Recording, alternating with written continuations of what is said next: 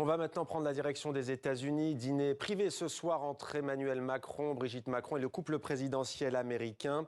Une visite d'État de 3 jours. Elisabeth Guedel est à Washington pour TV5 Monde. Elisabeth, petit détour tout à l'heure pour Emmanuel Macron du côté de la NASA, c'est ça?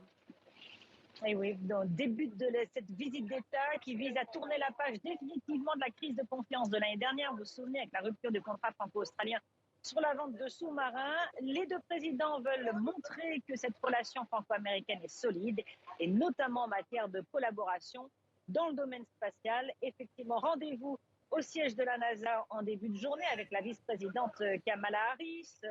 C'est vraiment un domaine où la France et les États-Unis collaborent de très près.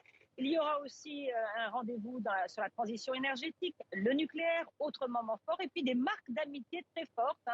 Hommage au cimetière militaire d'Arlington tout à l'heure, hommage aux soldats américains morts au combat. Et vous l'avez dit, ce dîner en tête-à-tête privé entre les deux couples présidentiels dans un des restaurants de Washington. Et Elisabeth, vous avez cité la crise des sous-marins australiens. Depuis, il y a bien d'autres sujets qui fâchent entre les États-Unis et la France.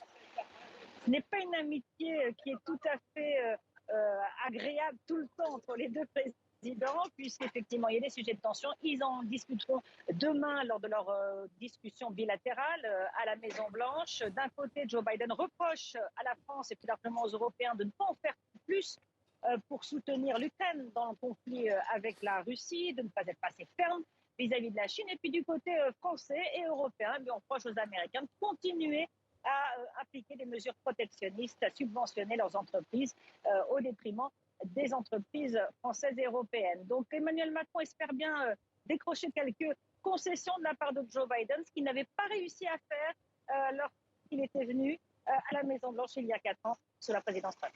Elisabeth Guedel aux États-Unis, à Washington précisément. Merci Elisabeth, on suivra bien entendu cette visite d'État de 3 jours d'Emmanuel Macron.